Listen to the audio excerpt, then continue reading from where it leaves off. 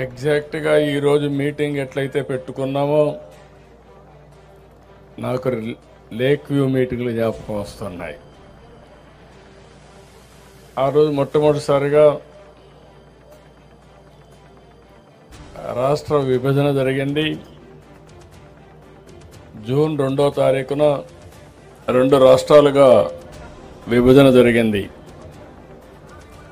ఆంధ్రప్రదేశ్ రాష్ట్రానికి రాజధాని లేదు.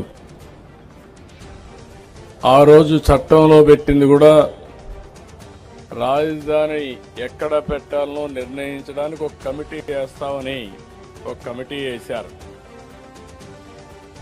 అక్కడి నుంచి మనం కూడా స్టార్ట్ చేసాం ఎట్లా కట్టుకోవాలని. అయితే ఆ రోజు కనీసం ఆనాటి ప్రభుత్వం పలాంది ఇక్కడ రాజధాని వస్తుందనంటే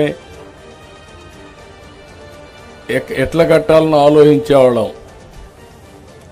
రాజధాని ఎక్కడ వస్తుందో చెప్పకుండా ఒక కమిటీ వేసి, రెండోది దానికి కావాల్సిన జాగా కూడా లేదు మనకు, మీరు గుర్తుపెట్టుకోవాలి. అలాంటి సమయంలో మన ఆలోచన విధానం ఏం చేయాలని ఆలోచించినప్పుడు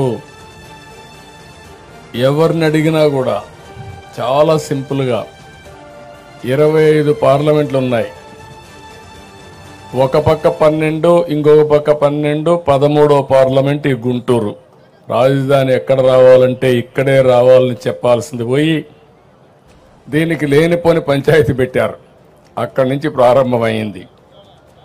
ఆ సమయంలో నాకైతే అసెంబ్లీలో కూడా ఎక్కడ రాజధాని పెట్టాలంటే లేనిపోని సమస్యలు క్రియేట్ చేసి ఎవరెవరు మా ఊరికే కావాలనే పరిస్థితికి వచ్చారు.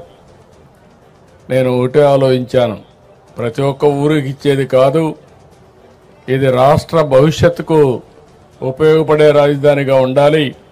అందుకే నా నిర్ణయం ఆ రోజు దీనికి సరైన ప్లేస్ వచ్చి విజయవాడ గుంటూరు మధ్యలో అని చెప్పి నిర్ణయం చేశాం మొట్టమొదటిసారిగా.